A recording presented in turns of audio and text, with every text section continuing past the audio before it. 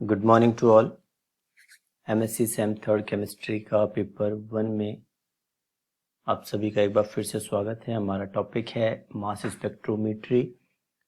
Lecture 1 जो था उसमें हमने बिल्कुल एक बेसिक इंट्रोडक्शन ले लिया था कि मास स्पेक्ट्रोमीटर क्या होता है और कहाँ से इसकी शुरुआत हुई, किस किस को नोबेल प्राइज़ मिला। फिर हमने जे थॉमसन की बात पढ़ी, वेन की बात पढ़ी और इसके बाद हमने उसका एप्लीकेशंस देखे कि आखिर मास स्पेक्ट्रोमीटर जो है वो इतना इम्पोर्टेंट क्यों है और किस किस फील्ड में इसका एप्लीकेशन है। तो एक जनरल आइडिया हमने ले लिया था। आज जो हम पढ़ने वाले हैं वो है basic of instrumentation and principle और दूसरा है फ्रेगमेंटेशन ऑफ CH4। तो आज हम बिल्कुल इंस्ट्रूमेंटेशन का एक बेसिक देख लेते हैं कि मास स्पेक्ट्रोमीटर जो होता है उसके कौन कौन से पार्ट्स होते हैं और उसमें उनका वर्क क्या क्या है। तो चलिए शुरू करते हैं। बेसिक ऑफ इंस्ट्रूमेंटेशन में सबसे पहला पार्ट जो मास स्पेक्ट्रोमीटर का आता है वो है सैंपल इनलेट। सैंपल इनलेट का मतलब ये आप समझ लीजिए कि जो हमारा लैब का एनवायरनमेंट है वहाँ से हमको सैंपल को ला करके सैंपल इनलेट में रखना है। लेबोरेटरी का टेम्परेचर अलग है और वहाँ का प्रेशर जो है वो एटमॉस्फेरिक प्रेशर के इक्विवेलेंट है। वहाँ से सैंपल ला करके सैंपल इनलेट में रखा जाता है। सैंपल सॉलिड हो सकता है, लिक्विड हो सकता है, गैस स्टेट, इन तीनों में किसी भी स्टेट में वो हो सकता है। इसके बाद जो सेकंड पार्ट आता है MS का वो होता है आयनाइजेशन सोर्स। आयनाइजेशन सोर्स में क्या होता है कि जब सैंपल इनलेट से आयन सोर्स में होता है, आप ध्यान रखें कि आयन सोर्स के बाद जो प्रेशर है वो कम रखा जाता है, मेंटेन किया जाता है लगभग और कम इसलिए रखा जाता है ताकि सैंपल इनलेट से जो सैंपल है वो आगे की तरफ आ सके। तो प्रेशर डिफरेंस में आपको पता है हाई प्रेशर से लो प्रेशर की तरफ मूवमेंट होता है। किसी भी गैस की बात करें तो आप ये देखें कि सैंपल इनलेट का जो टेम्परेचर है, प्रेशर जो है वो ज़्यादा होता है और इसके बाद के जो पार्ट्स आने वाले हैं जैसे आयनाइजेशन सोर्स है, मास एनालाइजर है, वहाँ पर प्रेशर कम होता है। कम प्रेशर की वजह से मूवमेंट आगे की तरफ होता रहता है क्योंकि आपको पता है हाई प्रेशर से लो प्रेशर की तरफ मूवमेंट होता है। तो आयनाइजेशन सोर्स जो है वो क्या करता है, उस पार्ट में उस मॉलिक्यूल पे जो सैंपल है, सैंपल के ऊपर इलेक्ट्रॉन्स का बॉम्बार्डमेंट किया जाता है। इलेक्ट्रॉन का बॉम्बार्डमेंट करने पर क्या होता है कि उस मॉलिक्यूल में से एक इलेक्ट्रॉन निकल जाता है और उसका फ्रेगमेंटेशन हो जाता है। वो कैसे होगा वो अपन समझ लेंगे, लेकिन आयनाइजेशन सोर्स जो है उसमें आपको पता होना चाहिए कि सैंपल आया, सैंपल जो है उसका जो फ्रेगमेंटेशन हो जाता है और उसके इलेक्ट्रॉन निकल जाते हैं। अब ध्यान रखें इसमें गैस फेज आयन, जो सैंपल था उसको गैस फेज आयन में कन्वर्ट कर लेते हैं। आप ध्यान रखें गैस फेज आयन। तो आयनाइजेशन सोर्स में क्या हुआ, इलेक्ट्रॉन का बॉम्बार्डमेंट हुआ और बॉम्बार्डमेंट के बाद मॉलिक्यूल के इलेक्ट्रॉन निकला। इसके बाद फ्रेगमेंटेशन हुआ। वो कैसे होगा वो अभी आपको समझ में आ जाएगा। तो फ्रेगमेंटेशन होने के बाद रेडिकल भी बन सकता है, रेडिकल कैटायन भी बन सकता है। नेक्स्ट आप देखते हैं मास एनालाइजर। मास एनालाइजर क्या करता है, आयंस को सेपरेट करता है। जो फ्रेगमेंट होकर के जो आयंस बने हैं उनको सेपरेट करता है on the basis of m/e, that is mass to charge ratio. ठीक है, ये काम होता है मास एनालाइजर का। फोर्थ जो पार्ट होता है वो है डिटेक्टर। डिटेक्टर जो है वो काउंट करता है नंबर ऑफ आयन प्रोड्यूस्ड। इसके बाद होता है डेटा एनालाइजर। फाइनल जो डेटा है, डेटा एनालाइजर क्या करेगा, एक कंप्यूटर है और वो एनालाइज करेगा, कंपाइल करेगा डेटा को और फाइनली जो आपको मास स्पेक्ट्रा है वो देता है। तो ये बिल्कुल एक जनरल सा एक आइडिया मैंने आपको दिया कि सबसे पहले सैंपल इनलेट में सैंपल रखा जाएगा। आयनाइजेशन सोर्स जो है उसमें लो प्रेशर के ऊपर इलेक्ट्रॉन का बॉम्बार्डमेंट करके फ्रेगमेंटेशन होगा मॉलिक्यूल का। मास एनालाइजर उनको on the basis of their m/e separate करेगा। इसके बाद डिटेक्टर जो है वो आयंस को काउंट करेगा और फाइनली जो कंप्यूटर है वो पूरे डेटा को एनालाइज और कंपाइल करके फाइनली आपको मास स्पेक्ट्रा देगा। जो मास स्पेक्ट्रा होता है वो mass to charge ratio versus relative abundance होता है। अगर हम बात करें सिंपल सी, तो जो ग्राफ आएगा आपके पास यहाँ तो होगा m/e that is mass to charge ratio और यहाँ पर होगा रिलेटिव अबंडेंस। ये सारी चीजें क्या हैं आगे धीरे धीरे आपको समझ में आ जाएगी, लेकिन बेसिक आइडिया ये 5 पार्ट्स जो हैं वो आपको ध्यान रखना है। इसको डिटेल में अपन को आगे भी पढ़ना है। इसके बाद आता है बेसिक प्रिंसिपल क्या है मास स्पेक्ट्रोमीटर का। अगर हम सिंपल मास स्पेक्ट्रोमीटर की बात करें तो सैंपल इनलेट से जब आयन सोर्स में वो सैंपल जब आता है तो उसके ऊपर इलेक्ट्रॉन्स का बॉम्बार्डमेंट किया जाता है और इलेक्ट्रॉन्स का बॉम्बार्डमेंट होने पर एक इलेक्ट्रॉन निकल जाएगा और उस पूरे मॉलिक्यूल का जहां जहां से फ्रेगमेंटेशन हो सकता है वो फ्रेगमेंट होकर के या तो आयंस बनेंगे या फिर रेडिकल बनेगा। ठीक है, तो एक छोटा सा एग्जांपल है। मान लीजिए कि ये यहां पर बना रेडिकल। ठीक है, देखिए ये पेरेंट आयन है, तो वो किस प्रकार से टूट सकता है आपको थोड़ा सा भी समझने में मुश्किल होगी, लेकिन अभी इसके जस्ट बाद अपन जो पढ़ेंगे उससे आपको सब कुछ क्लियर हो जाएगा। तो जो रेडिकल कैटायन है, जो पेरेंट आयन है, वो किस तरीके से ब्रेक हो सकता है। एक तो बन सकता है, आप ये देखें, ये है कैटायन, ये क्या है, ये रेडिकल है। या तो इन दोनों में टूट सकता है, अगर इन दोनों में न टूटे तो क्या ऐसे होगा, ये है रेडिकल कैटायन। रेडिकल कैटायन क्यों कहा है, देखिए एक तो ये इलेक्ट्रॉन है प्लस उसके ऊपर एक प्लस का चार्ज है, इसलिए रेडिकल और कैटायन है। और लास्ट फाइनली जो है ये मॉलिक्यूल में, यानी दो तरीकों से टूट सकता है, या तो कैटायन और रेडिकल बने या फिर रेडिकल कैटायन या मॉलिक्यूल बने। ये कैसे होगा आपको आगे समझ में आ जाएगा। इसके बाद क्या होता है कि आयंस बन गए।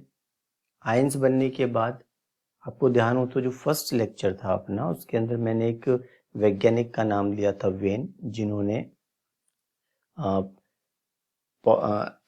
जो एनोड रेज है उसको स्टडी किया। उसको स्टडी करते हुए ये देखा कि आखिर ये जो एनोड रेज है वो मैग्नेटिक फील्ड में किस तरह का बिहेव शो करती है।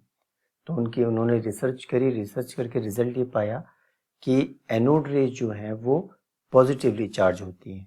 यहाँ पर आप देखें कि ये जो आयनाइजेशन हुआ है उसमें प्लस चार्ज, जो फ्रेगमेंट्स हैं उन पे प्लस चार्ज आया है।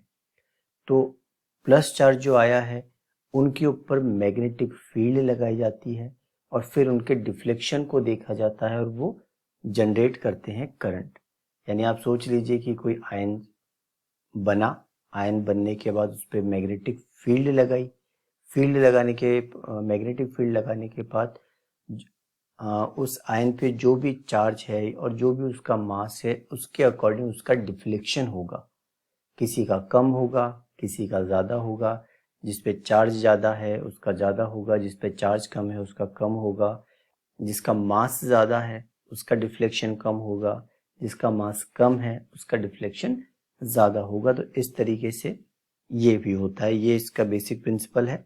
इसके बाद देखिए आगे क्या होता है। मैंने आपको बताया जो स्पेक्ट्रम है, जो ग्राफ है मास स्पेक्ट्रम, वो रिलेटिव अबंडेंस और m/e के वर्सेस बनता है। अगर कोई आयन सिंगली चार्ज है, यानी अभी आपने देखा यानी 1+ है, केवल प्लस चार्ज है उसके ऊपर, तो उसका डिफ्लेक्शन कम होगा, ये आप ध्यान रखें। और दूसरी बात अगर करें कि कोई डबली चार्ज आयन है, यानी फ्रेगमेंट एक ही है लेकिन एक पे तो प्लस चार्ज है और एक पे +2 चार्ज है। फॉर एग्जांपल अगर हम बात करें ये देखिए, मान लीजिए एक M+ है और एक M2+ है, दोनों आयंस का मॉलिक्यूलर वेट सेम है लेकिन दोनों पर चार्ज अलग अलग है। तो आप ध्यान रखें कि जिसके ऊपर चार्ज ज़्यादा है वो डिफ्लेक्ट ज़्यादा होगा मैग्नेटिक फील्ड में, जिसके पास चार्ज कम है +1 है उसका डिफ्लेक्शन कम होगा। जब डिफ्लेक्शन कम होगा, M+ का डिफ्लेक्शन कम और M2+ का डिफ्लेक्शन ज़्यादा होगा, लेकिन जो ग्राफ आएगा, ग्राफ में दोनों की पोजीशन बिल्कुल सेम जगह पे होगी। ये बात आपको ध्यान रखनी है। दोनों के चार्ज अलग अलग होने की वजह से भले ही दोनों का डिफ्लेक्शन अलग अलग हो, लेकिन उनका जो ग्राफ बनेगा, मास स्पेक्ट्रा आएगा, उसमें उन दोनों की पोजीशन बिल्कुल सेम आएगी, क्योंकि दोनों का मॉलिक्यूलर वेट तो सेम है। इस बात को आप ध्यान रखिए। इसके बाद एक इम्पॉर्टेंट बात, जो 7th पॉइंट जो है उसको आपको ध्यान रखनी है कि अनचार्ज्ड और neutral fragment formed are not detected directly in the mass spectrometer. यानी जो भी आयंस न्यूट्रल बनेंगे या अनचार्ज होंगे, यानी कोई मॉलिक्यूल बन गया मान लीजिए M1, इस पे कोई चार्ज नहीं है, तो इसको मास स्पेक्ट्रा में डिटेक्ट नहीं कर पाएंगे। दूसरी बात, कोई फ्रेगमेंट बना जिसके ऊपर ये देखिए रेडिकल बन गया। रेडिकल का क्या मतलब है, उसके पास जो इलेक्ट्रॉन है वो खुद का है, ना तो उसके पास इलेक्ट्रॉन गया है ना उसके पास कोई इलेक्ट्रॉन आया है, तो ये भी न्यूट्रल है। तो इस रेडिकल को भी मास स्पेक्ट्रोमीटर डिटेक्ट नहीं करेगा। वो डिटेक्ट केवल किसको करेगा, या तो उस पर कैटायन हो या फिर रेडिकल कैटायन हो। इसका मतलब क्या होगा अभी आपको समझ में आ जाएगा। तो ये बिल्कुल बेसिक सा प्रिंसिपल है कि आयंस सैंपल इनलेट से आगे आते हैं, आयनाइजेशन होता है, मैग्नेटिक फील्ड में डिफ्लेक्शन होता है, और डिफ्लेक्शन होने के बाद फाइनली आपको काउंट करके जो मास स्पेक्ट्रा है उसमें डेटा बताया जाता है। डेटा रिलेटिव अबंडेंस और मास टू चार्ज रेशियो के बीच में होता है। आप एक इम्पॉर्टेंट बात ध्यान रखिए, हम M/E की बात कर रहे हैं। बेसिकली आप मैक्सिमम जो पढ़ेंगे फ्रेगमेंटेशन, उसमें आपको सिंगल पॉजिटिव चार्ज आयन ज़्यादा बनेंगे, +2 वाले जो बनेंगे वो आपको ओकेजनली कम ही दिखाई देंगे। मतलब मैक्सिमम जो आप पढ़ने वाले हैं वो प्लस चार्ज यानी +1 चार्ज पढ़ने वाले। अब आप खुद सोचिए कि M/E की बात हो रही है, यानी मास टू चार्ज रेशियो। अगर ये हम M/E की बात करें, M उसका मॉलिक्यूलर वेट हो गया और चार्ज जो है वो तो +1 है, तो 1 हो गया। तो ये किसके इक्विवेलेंट होगा, उसके मॉलिक्यूलर वेट के इक्विवेलेंट। यानी सिंगली पॉजिटिव चार्ज आयन जो है उसमें अगर E का मान हम क्या रखेंगे, 1 रखेंगे, क्योंकि E क्या है, चार्ज है। और चार्ज हमने क्या कहा, मैक्सिमम आपको +1 ही दिखेगा फ्रेगमेंट्स में, +2 काफी कम दिखेगा। तो अगर +1 की बात करें तो हम E की जगह 1 रखें तो वो मॉलिक्यूलर वेट के इक्वल ही आता है। तो ग्राफ के अंदर जहाँ जहाँ M/E का जो ग्राफ आता है, वैल्यू जो आती है, वो बेसिकली उस फ्रेगमेंट के मॉलिक्यूलर वेट को प्रदर्शित करती है। ये बिल्कुल इसका बेसिक प्रिंसिपल है। आप ध्यान से देखें और ध्यान से सुने इस बात को, मैंने क्या क्या कही थी। नेक्स्ट चलते हैं हम फ्रेगमेंटेशन ऑफ CH4। यहाँ से आपको सारी चीज समझ में आ जाएगी कि फ्रेगमेंटेशन आखिर होता क्या है। CH4 सबको पता है मीथेन है। अब इसको समझने के लिए हम क्या करते हैं, देखिए इसकी ज्योमेट्री टेट्राहेड्रल होती है, लेकिन हम इसको समझने के लिए कैसे बनाते हैं। देखिए ये कार्बन, ये हाइड्रोजन, ये हाइड्रोजन, ये हाइड्रोजन और ये हाइड्रोजन, ठीक है। इसको हम समझने के लिए किस प्रकार बनाते हैं, ये कार्बन है, कार्बन के पास 4 इलेक्ट्रॉन होते हैं, उसको हमने क्रॉस से शो किया है, ये देखिए, ठीक है। और हाइड्रोजन का जो इलेक्ट्रॉन है उसको हम डॉट से शो करते हैं। अब ध्यान से देखें, आपको फ्रेगमेंटेशन समझ में आ जाएगा। ये CH4 है, पूरा CH4, कार्बन के जो 4 इलेक्ट्रॉन है उसको हमने एक्स द्वारा प्रदर्शित किया है और हाइड्रोजन के जो इलेक्ट्रॉन है जिसको हमने सिंगली डॉट द्वारा प्रदर्शित किया है। अब मान लीजिए क्या कहा हमने कि बॉम्बार्डमेंट होता है इलेक्ट्रॉन्स का और उस मॉलिक्यूल में से इलेक्ट्रॉन निकल जाता है। तो मान लीजिए कि ये जो इलेक्ट्रॉन है हाइड्रोजन का ये निकल गया। जब एक इलेक्ट्रॉन निकला तो क्या बनेगा देखिए। अब ध्यान रखने वाली बात यह है कि बॉन्ड नहीं टूटा है, केवल जो कार्बन और हाइड्रोजन के बीच में बॉन्ड था उसका एक इलेक्ट्रॉन गया है, हाइड्रोजन नहीं निकला है। वो हाइड्रोजन वहीं पर है। तो आप देखें ध्यान से क्या बनेगा। हम अगर इसको CH4 लिखें तो क्योंकि इस पूरे मॉलिक्यूल में से एक इलेक्ट्रॉन निकल गया तो इस पे क्या चार्ज आएगा, प्लस का चार्ज। प्लस साथ ही साथ आप देखें कि ये जो इलेक्ट्रॉन है, ये वाला जो कार्बन का इलेक्ट्रॉन है वो फ्री हो गया। उसको हम शो करेंगे इस तरीके से। वापस ध्यान दें कि मान लीजिए ये पूरे बॉन्ड थे कार्बन और हाइड्रोजन के बीच में। हाइड्रोजन का एक इलेक्ट्रॉन बाहर निकल गया। जब हाइड्रोजन का एक इलेक्ट्रॉन बाहर निकला तो आपको ध्यान ये रखना है कि बॉन्ड नहीं टूटा है अभी, केवल एक इलेक्ट्रॉन निकला है हाइड्रोजन का।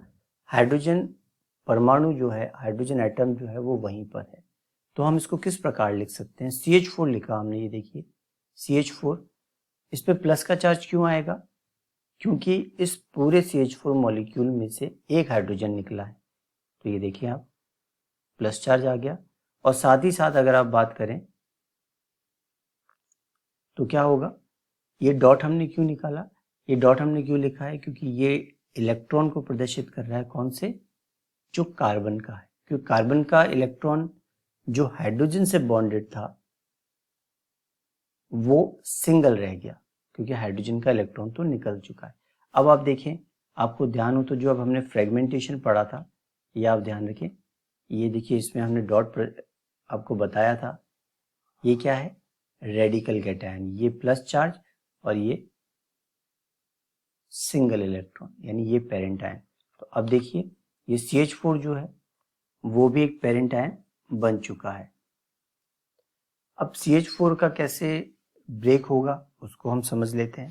देखिए CH4 है, ये C, ये H, ये 4, ये प्लस का चार्ज और ये एक इलेक्ट्रॉन फ्री। इसका आयनाइजेशन दो तरीकों से हो सकता है। आप ध्यान से देखिए दो तरीके क्या क्या हो सकते हैं। पहला तरीका क्या है, हमने क्या पढ़ा इसको समझिए कि ये कार्बन था, ये 4 इलेक्ट्रॉन, हाइड्रोजन का एक इलेक्ट्रॉन निकल चुका है। इस हाइड्रोजन के पास कोई इलेक्ट्रॉन नहीं है। बाकी जो हाइड्रोजन है सारे के सारे उनके पास अपने इलेक्ट्रॉन हैं, ठीक है। केवल ये जो हाइड्रोजन है इसके पास अपना इलेक्ट्रॉन नहीं है। अब जो फ्रेगमेंटेशन होगा, जब फ्रेगमेंट्स बनेंगे, जब इलेक्ट्रॉन का बॉम्बार्डमेंट होगा मॉलिक्यूल पे, तो एक इलेक्ट्रॉन तो निकल गया लेकिन इसके बाद भी बॉन्ड्स टूटेंगे अभी।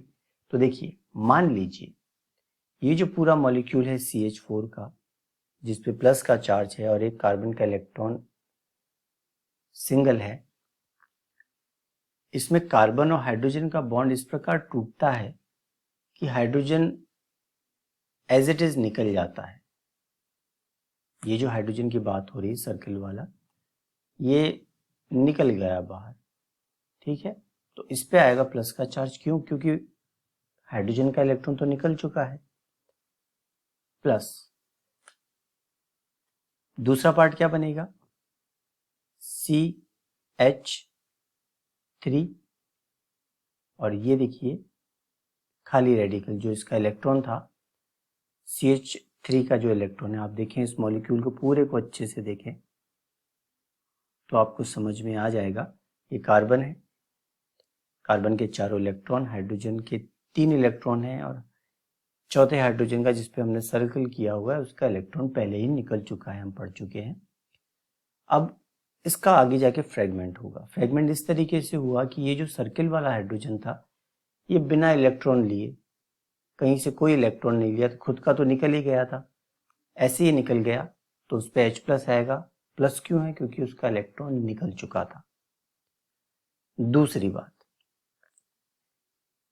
ये जो हाइड्रोजन की बात हो, ये जो CH3 है, CH3 के ऊपर सिंगल इलेक्ट्रॉन कौन सा है? ये कार्बन वाला। अगर इस तरीके से ब्रेक होता है कि हाइड्रोजन कुछ भी लेके नहीं जाता है, एक तरीका ऐसा होगा तो देखिए क्या बन रहा है, एक तो रेडिकल बन गया, सॉरी एक तो बन गया H+ कैटायन और एक बन गया रेडिकल। देखिए CH3 के ऊपर खाली इलेक्ट्रॉन, ये इलेक्ट्रॉन कौन सा है? वो कार्बन वाला, जो हाइड्रोजन का इलेक्ट्रॉन गया उसके साथ जुड़ा जो इलेक्ट्रॉन था वो है। दूसरा तरीका क्या है, मान लीजिए ये जो सर्कल वाला हाइड्रोजन है वो इस कार्बन के इलेक्ट्रॉन को साथ में ले जाता है। ध्यान रखिए क्या है, इस कार्बन वाला जो इलेक्ट्रॉन है उसको साथ ले जाता है, तो क्या बनेगा? ये बनेगा हाइड्रोजन और उसके ऊपर बनेगा ये इलेक्ट्रॉन। ध्यान रखें क्या बनेगा? ये इलेक्ट्रॉन। ये इलेक्ट्रॉन क्यों बना? क्योंकि देखिए ये कार्बन का जो इलेक्ट्रॉन था वो ये हाइड्रोजन लेके चला गया। तो आप देखें, अगर ये सर्कल वाला हाइड्रोजन अगर इस कार्बन के इलेक्ट्रॉन को ले जाता है तो ये बना हाइड्रोजन, और इस हाइड्रोजन के ऊपर ये जो इलेक्ट्रॉन है वो कौन सा है? कार्बन वाला है। अब दूसरा फ्रेगमेंट क्या बनेगा? CH3। अब इस पे चार्ज क्या आएगा? प्लस का चार्ज आएगा। अब इस पे प्लस का चार्ज क्यों आया? क्योंकि देखिए कार्बन का जो इलेक्ट्रॉन था वो हाइड्रोजन ले करके निकल गया, तो हाइड्रोजन के पास इलेक्ट्रॉन आ गया ये, और CH3 प्लस इसलिए आया क्योंकि ये जो इलेक्ट्रॉन निकला है, जो हाइड्रोजन लेके निकला, वो इलेक्ट्रॉन जो है वो किसका है? इस कार्बन का है, तो इस पे आएगा CH3। तो अब आप देखिए, अगर हम पूछे कि मास स्पेक्ट्रोमीटर किसको डिटेक्ट करेगा, तो एक तो करेगा इसको डिटेक्ट और एक करेगा इसको डिटेक्ट। तो आपने देखा कि और वो CH3 फ्री रेडिकल और हाइड्रोजन फ्री रेडिकल को वो डिटेक्ट नहीं करेगा, तो इन दोनों की पीक्स जो है वो आएंगी। अब इसके बाद CH3 भी फर्दर टूटेगा, तो CH3 कैसे टूटेगा आप देखें, ये कार्बन, ये हाइड्रोजन, ये हाइड्रोजन और ये हाइड्रोजन, और इस पर है प्लस का चार्ज। हम किस की बात कर रहे हैं? ये जो है ना, हम इसकी बात करें, ये CH3 प्लस जो बना है ये भी तो आगे फ्रेगमेंट होगा। अब किस तरह से फ्रेगमेंट होगा ये देखिए, CH3 प्लस बना दिया हमने, अब क्या होता है, हाइड्रोजन, अब देखिए ये हाइड्रोजन ये कार्बन है, दोनों के बीच में बॉन्ड है, एक एक इलेक्ट्रॉन है, तो अब क्या हुआ, हाइड्रोजन अपना लेके इलेक्ट्रॉन निकल गया, तो ये देखिए अपना इलेक्ट्रॉन लेकर के निकल गया, तो क्या होगा, CH2 बचा, CH2 है ना, प्लस का चार्ज इस पे ऑलरेडी था, देखिए प्लस का चार्ज तो ऑलरेडी था, है ना। अब साथ में ये कार्बन और हाइड्रोजन का जो बॉन्ड, जो हाइड्रोजन निकला वो खुद का इलेक्ट्रॉन ले करके निकला है, लेकिन कार्बन का इलेक्ट्रॉन तो बचा हुआ है, तो उसको हम शो करेंगे डॉट से। अब आप देखिए ये बन गया डॉट। उसी के बाद वापस से ये CH2 जो है ये H और ये H, इस पे एक तो है इलेक्ट्रॉन और एक है प्लस का चार्ज। अब क्या होता है, इसमें से भी माइनस ऑफ इलेक्ट्रॉन हो रहा है, इसमें से माइनस ऑफ इलेक्ट्रॉन है, कौन सा इलेक्ट्रॉन निकलेगा, हाइड्रोजन एक और इलेक्ट्रॉन लेके निकल गया, खुद का इलेक्ट्रॉन लेके निकल गया, तो इस पे ये हो जाएगा डॉट, ठीक है, प्लस ये कार्बन, ये हाइड्रोजन और ये प्लस चार्ज। अब हम क्यों नहीं शो करेंगे, क्योंकि देखिए एक ऑड इलेक्ट्रॉन इस पे ऑलरेडी था और एक और हाइड्रोजन जब निकल गया तो एक इलेक्ट्रॉन और हो गया, तो अब सिंगल इलेक्ट्रॉन नहीं रहा, अब 2 इलेक्ट्रॉन रहे। तो इसीलिए हम इसको शो नहीं करेंगे। जब भी हम आयनाइज करेंगे तो सिंगल इलेक्ट्रॉन अगर बचा है तो ही हम उसको शो करते हैं, बाकी हम शो नहीं करेंगे, इसलिए हम इसको CH+ शो करेंगे। दूसरी बात, फाइनली क्या होगा, ये कार्बन है, ये हाइड्रोजन है,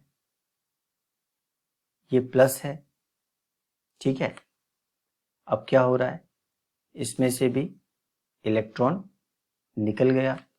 कौन सा, जो भी इलेक्ट्रॉन निकलने की बात हो रही है वो हाइड्रोजन के इलेक्ट्रॉन के निकलने की बात हो रही है। तो कार्बन, केवल कार्बन बचा, इसके ऊपर प्लस का चार्ज तो ऑलरेडी था ही, और इस कार्बन और हाइड्रोजन के बीच में जो बॉन्ड है उसका एक इलेक्ट्रॉन तो हाइड्रोजन लेके निकल गया और एक ऑड इलेक्ट्रॉन, अकेला इलेक्ट्रॉन इसके ऊपर बच गया। तो अब आप देखें कि जो ऑड इलेक्ट्रॉन है एक तो हाइड्रोजन पे है और एक ऑड इलेक्ट्रॉन आपको यहाँ दिखाई देगा। तो थोड़ा सा कॉम्प्लिकेटेड है, लेकिन आप अगर इसको समझने की कोशिश करेंगे तो आपको काफ़ी अच्छे से समझ में आ जाएगा। सिंपल सा ध्यान रखें कि CH4 के 4 बॉन्ड हैं, किसी एक हाइड्रोजन को चुन लीजिए, उसका इलेक्ट्रॉन निकालिए, बॉन्ड मत तोड़िए। जब बॉन्ड नहीं तोड़ते हैं तो क्या देखिए आप, एक इलेक्ट्रॉन निकलते ही इस पूरे मॉलिक्यूल पे प्लस का चार्ज आएगा, आपको पता है क्योंकि एक इलेक्ट्रॉन निकला है। इसके बाद एक सिंगल इलेक्ट्रॉन रह गया, कौन सा इलेक्ट्रॉन, कार्बन वाला। अब इस CH4 रेडिकल कैटायन है, आप ध्यान रखिए, क्योंकि रेडिकल भी है, सिंगल इलेक्ट्रॉन भी है और एक से पॉजिटिव चार्ज भी। अब दो तरीके से टूट सकता है, या तो वो जो हाइड्रोजन है जिसका इलेक्ट्रॉन निकला वो या तो बिना इलेक्ट्रॉन निकल जाए बाहर, तो H+ आएगा क्योंकि उसके पास इलेक्ट्रॉन ही नहीं है। बचेगा क्या, CH3 और उसके ऊपर सिंगल इलेक्ट्रॉन कार्बन वाला। दूसरा तरीका क्या बताया हमने, या तो हाइड्रोजन जो है वो कार्बन का इलेक्ट्रॉन लेकर के बाहर निकल जाए। अगर वो कार्बन का इलेक्ट्रॉन लेकर के निकलेगा तो उसके पास एक इलेक्ट्रॉन आ जाएगा, तो वो क्या बनाएगा, हाइड्रोजन फ्री रेडिकल। अब क्योंकि CH4 जो था उसमें हाइड्रोजन कार्बन का इलेक्ट्रॉन लेके निकला, तो कार्बन के तो इलेक्ट्रॉन्स कम हो गए, तो इसीलिए ये हो जाएगा CH3+। अब इस CH3+ का जो है आपको फ्रेगमेंटेशन कैसे करता जाना है, हाइड्रोजन को अपना इलेक्ट्रॉन लेके निकालते रहिए। अगर सिंगल इलेक्ट्रॉन बचा है तो उस पर आप क्या शो करेंगे, जैसे CH3 था, इस पे प्लस का चार्ज है, एक कोई सा भी कार्बन हाइड्रोजन का बॉन्ड का हाइड्रोजन अपना इलेक्ट्रॉन लेके बाहर निकल गया तो CH2 बचेगा, प्लस का चार्ज ऑलरेडी था और एक इलेक्ट्रॉन हमने शो किया कार्बन वाला। इसके बाद CH2 के ऊपर एक इलेक्ट्रॉन ऑलरेडी है, फिर वापस से कार्बन हाइड्रोजन का एक बॉन्ड टूटा, हाइड्रोजन अपना इलेक्ट्रॉन लेकर के निकल गया, अब क्या बचा, CH के बाद हमने यहाँ पे ऑड इलेक्ट्रॉन इसलिए शो नहीं किया है क्योंकि यहाँ पे 2 इलेक्ट्रॉन बन चुके हैं, 2 इलेक्ट्रॉन है, एक इलेक्ट्रॉन तो ऑलरेडी था CH2 पर और एक बॉन्ड टूटने से वापस से इलेक्ट्रॉन बन गया, तो इसलिए हम इवन इलेक्ट्रॉन को नहीं शो करेंगे, ऑड वाले को शो करेंगे। तीसरी बात आप देखें, फाइनली CH और ये प्लस था, तो ये हाइड्रोजन फिर अपना इलेक्ट्रॉन लेकर निकला, तो क्या बनेगा, हाइड्रोजन फ्री रेडिकल। और फाइनली कार्बन पे प्लस चार्ज तो ऑलरेडी है ही, और क्योंकि अब वापस से एक सिंगल इलेक्ट्रॉन रह गया इसलिए हम उसको इलेक्ट्रॉन से शो करेंगे। इस तरीके से फ्रेगमेंट बनेगा। तो आप देखें कि जो मास स्पेक्ट्रा जो आप देखेंगे, जो बनेगा मास स्पेक्ट्रा, उसमें एक तो पीक आएगी इसकी, एक पीक आएगी CH+ की, एक पीक आएगी इसकी, और इसके बाद देखिए एक पीक आएगी आपके H+ की, और एक पीक आएगी मॉलिक्यूलर आयन पीक। ये किस तरीके से होगा, अगर आपने इसको अच्छे से समझ लिया तो आप काफ़ी बेहतर तरीके से इसको प्रैक्टिस कीजिएगा, खुद करने की कोशिश कीजिएगा, तो आपको अच्छे से इसको समझ में आ जाएगा। आज का वीडियो इतना ही, नेक्स्ट जो होगा उसमें हम और देखते हैं कि क्या ना किसी और का फ्रेगमेंटेशन भी अच्छे से पढ़ लेंगे। तो आज के लेक्चर के लिए इतना ही, और अगर आपको कोई भी दिक्कत हो तो आप व्हाट्सएप ग्रुप में पूछ सकते हैं। वीडियो देखने के लिए थैंक यू।